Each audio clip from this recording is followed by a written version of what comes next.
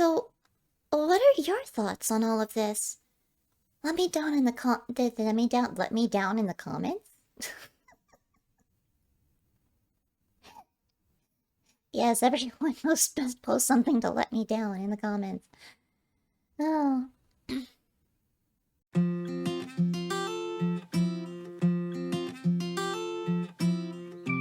Hello, hello, my wonderful cultists, and to all those not yet initiated. Welcome to another installment of RPG Horror Stories. I'm Hannah, your resident lover of the occult and collector of eldritch horrors.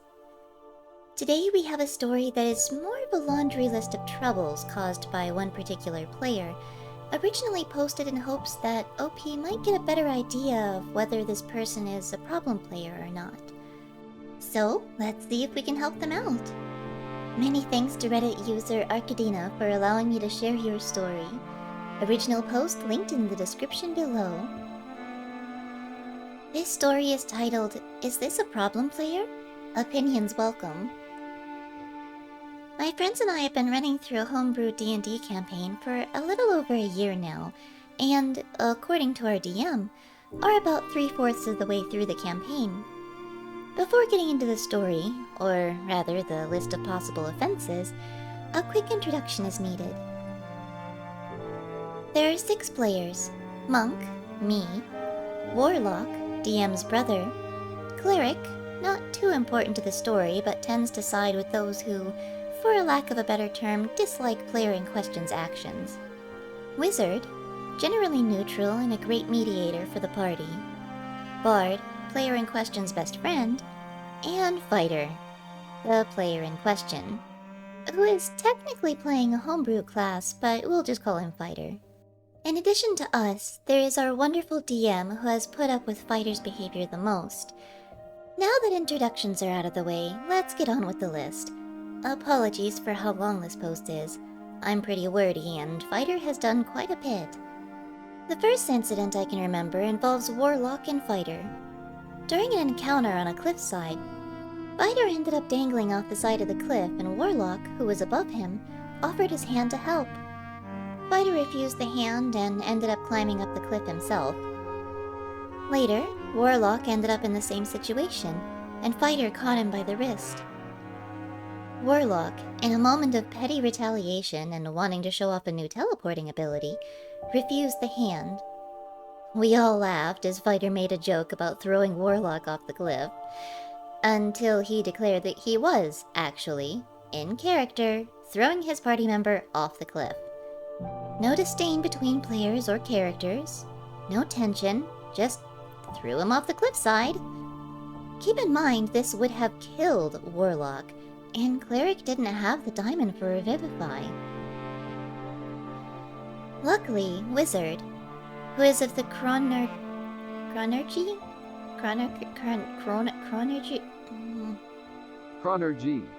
subclass, managed to provide Warlock with a small window to teleport to a safe ledge, as none of the other characters were fast enough to catch him. Afterwards, Fighter's character ended up leaving the campaign due to the player not wanting to play the character anymore. DM worked it into the story since Fighter was a soldier. He left without so much as an acknowledgement to Warlock about the incident. This leads me into my next point. During this time in the campaign, it was my character's story arc due to starting location and her status in the country. We'd ended the arc with a large combat in response to an assassination attempt on her brother at his coming-of-age party. Our party ended up escaping on the ship of a privateer that my character had taken a romantic interest in. We then fled the country entirely, and Fighter changed characters to a new sorcerer, a kid that my monk didn't get along with due to his rambunctious nature and her recent trauma. Due to this trauma, she had a huge breakdown on the deck of the ship. For context, she learned that her father had succumbed to disease while she was away from home, and her mother was ill with a severe case, leaving her, as the older sibling, to arrange the entire party on her own. Both her brother and mother had been kidnapped, and she was struggling with her powerlessness. Oh, okay, yeah. Ooh, completely legit reason to have a breakdown. Feels like something that would be in one of my games. We've since moved on from her arc entirely, and yet player in question has continuously insisted that my character is the, quote, main character, despite me deliberately pushing her to the background to make way for other characters. For the record, I have a hard time not speaking during sessions. I have a lot of fun during D&D, and I find it hard to stop talking when I am. I am trying to work on that, but I think I've improved on that a lot. And yet, player in question keeps offhandedly mentioning it, which makes me kind of upset. He mentions this every time we get on the ship as well, always stating, "I hate privateer ship, because then everything turns into the monk show." Because of the chemistry between the two? I guess?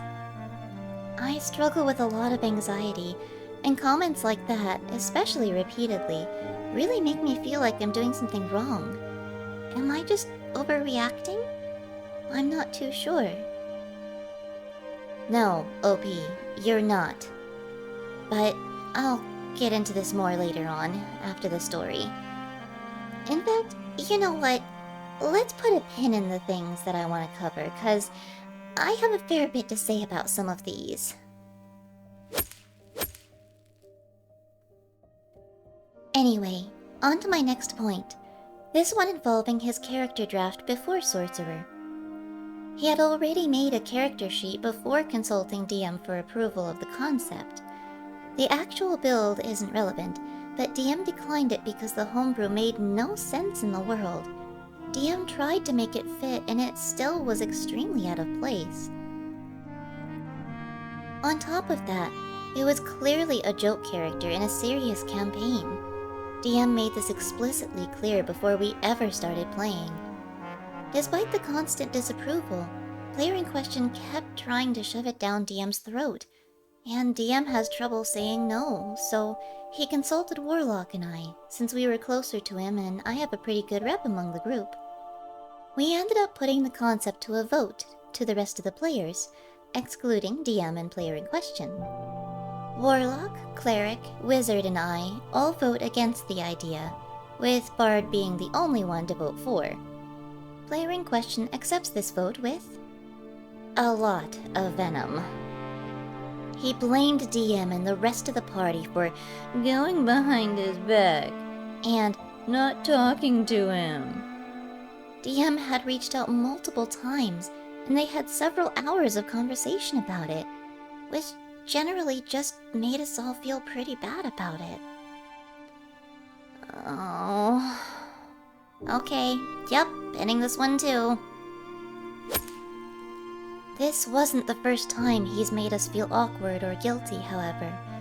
Fighter, he'd switched back to the fighter recently, has had his character fall asleep during the session on more than one occasion out of boredom, and has even complained when he chose for his character to go to sleep and nothing happened with his character.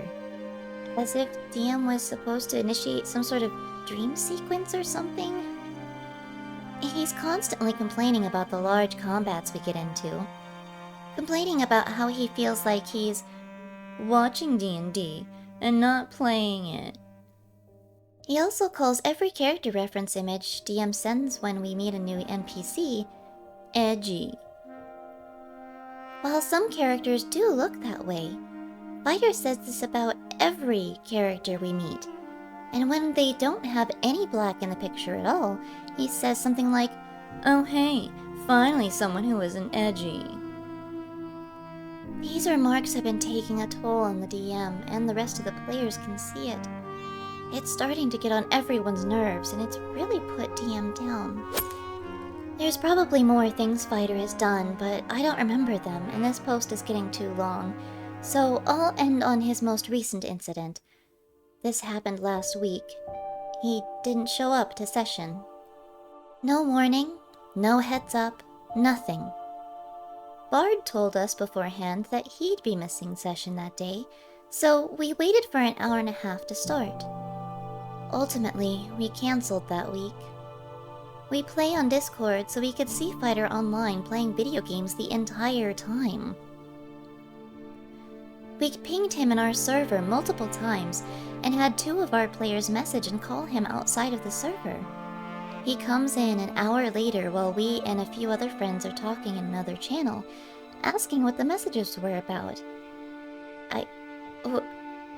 What? Is he really that... But the messages were... Okay. We explained to him that he completely missed the session, and he retaliated in front of all our other friends, saying it was our fault for not reminding him because we didn't PM him on Discord. Silence. He was met with utter silence. And in the great words of our friend, that silence was so loud. We told player in question that we tried several other messages, Snapchat, calling, texts, and pinging him in Discord, to which he made an excuse for each one.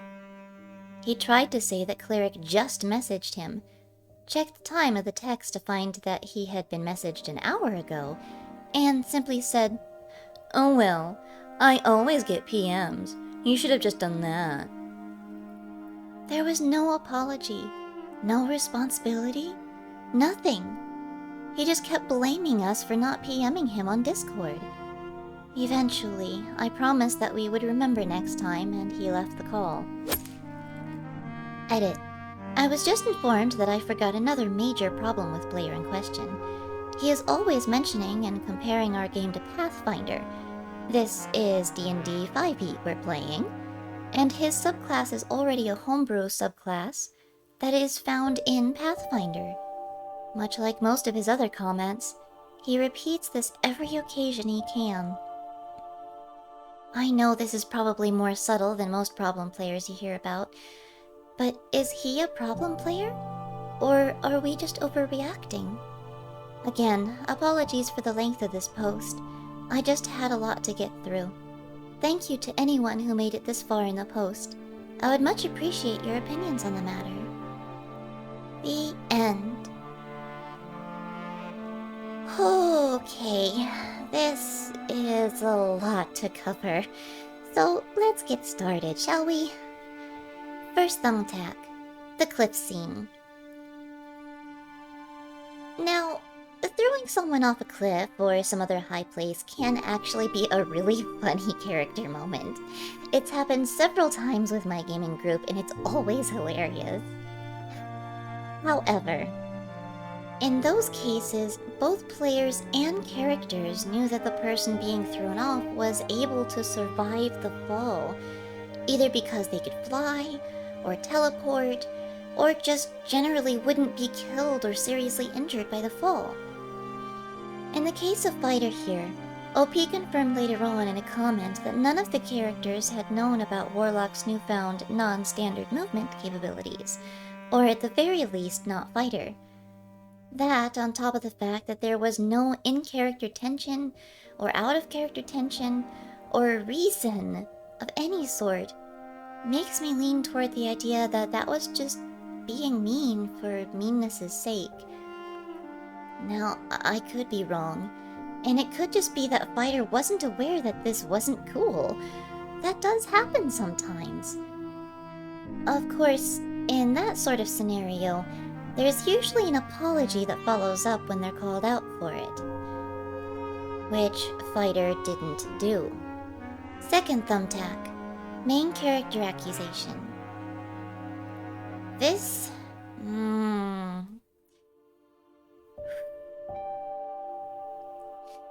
This one really rubs me the wrong way, because this sort of thing is something my RPG group would not tolerate. From your description, OP, I don't see that you're doing anything wrong. I know a few players who tend to be a little more talkative or bombastic than the others. But it's not necessarily a bad thing. As long as you know when to step back and allow the other characters to shine, and as long as none of the other players have an issue with it, then it's not a problem. And it seems like you are doing your best to step back, like you said, since your character's arc was done for the time being. But with Fighter always harping on it, in a comment by OP stating that they were avoiding going back to the privateer ship because of it, this is what my group refers to as a crash and burn offense. See, we have a short list of offenses that, if you do any of them, you are immediately kicked. No debate or arguing the point, no vote from the rest of the table, just gone. One of those offenses is making another player feel guilty for playing their character when they have done nothing overtly wrong. From what I'm getting, Fighter has made OP feel guilty for playing Monk, and has gotten to the point that OP doesn't feel like they can play their character normally without walking on eggshells when Fighter is around. I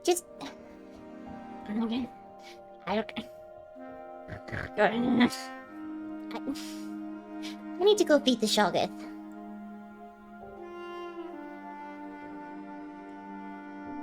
Who's a good Shoggoth? That's right, you are. Such a good Shoggy. Here you go. Here's your snappies. Oh, please God, no!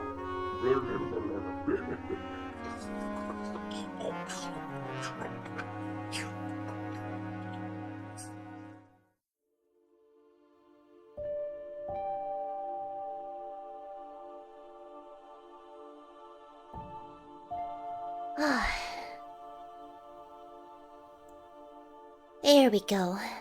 Much better. Sorry, these things tend to strike a nerve with me. Anyway, as I was saying, no, OP, you are not overreacting.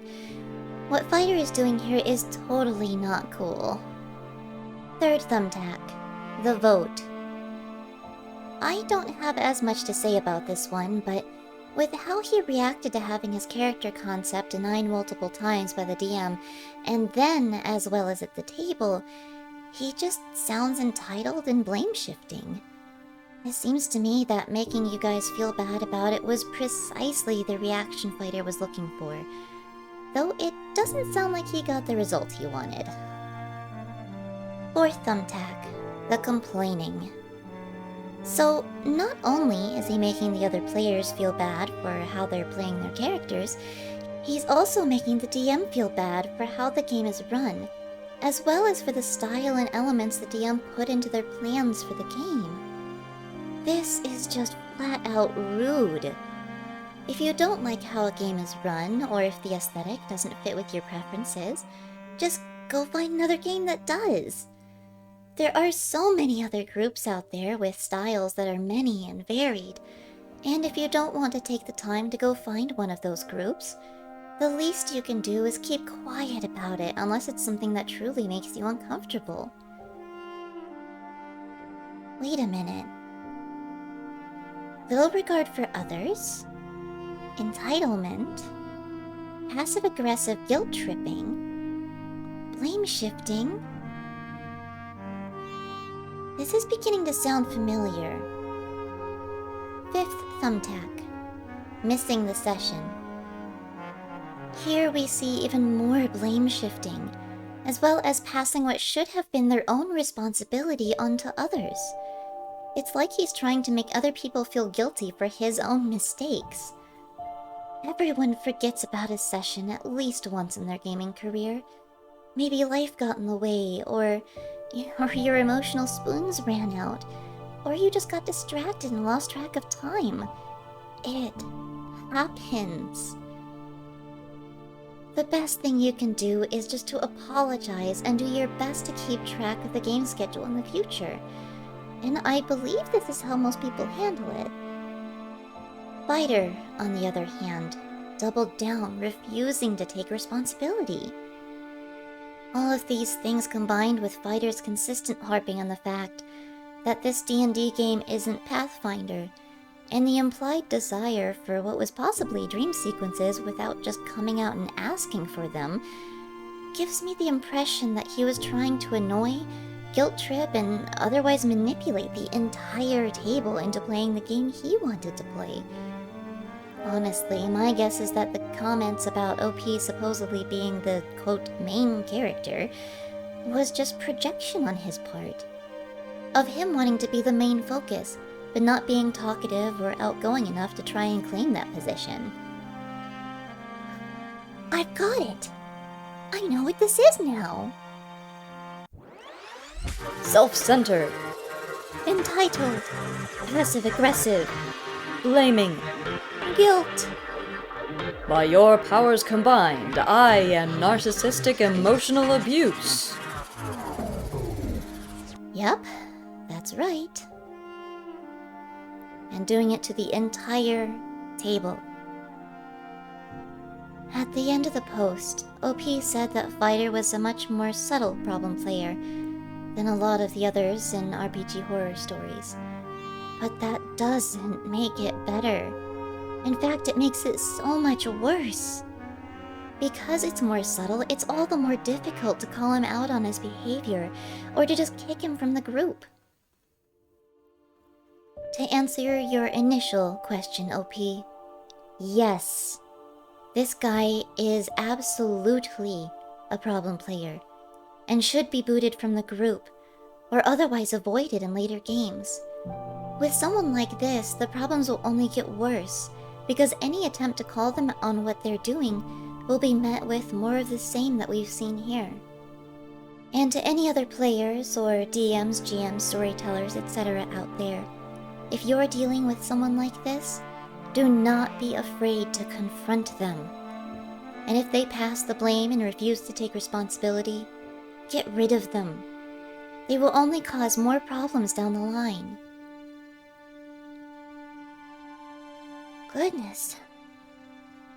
Sorry guys, this turned into much more of a rant than I had initially anticipated. I don't normally do this, I promise. What are your thoughts on all of this? Let me know down in the comments. I'd love to read your opinions on this story, or even my take on things. And if you want to see more RPG horror stories, or any of my other content, go ahead and hit that subscribe button. Likes, comments, and subscribes help to power the protective circle around the algorithm, Shogget. Though, thankfully, it's eaten recently, so it should be quiet for a while.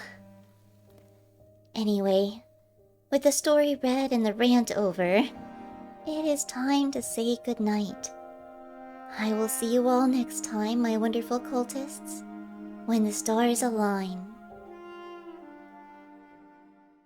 Original post linked in the description. My friends and I have been running through a homebrew D&D campaign for a little over a year. Oh my goodness. Before getting into the story... Oh wait. And according to our DM. Oh my goodness. I can't freaking read. My friends and I have been running through a homebrew D&D campaign for... Why? My friends and I have been running through an...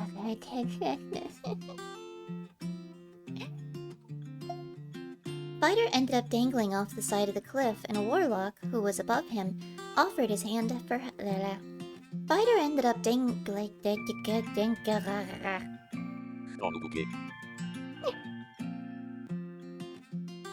What even is that?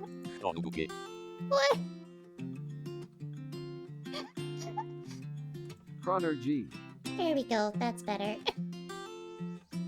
He left without so much as an He also calls every character reference image...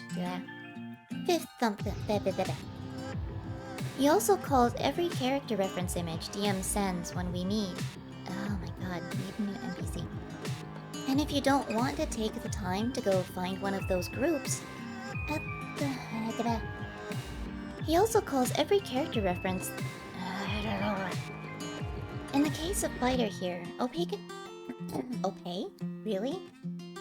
He also calls every character reference image DM sends when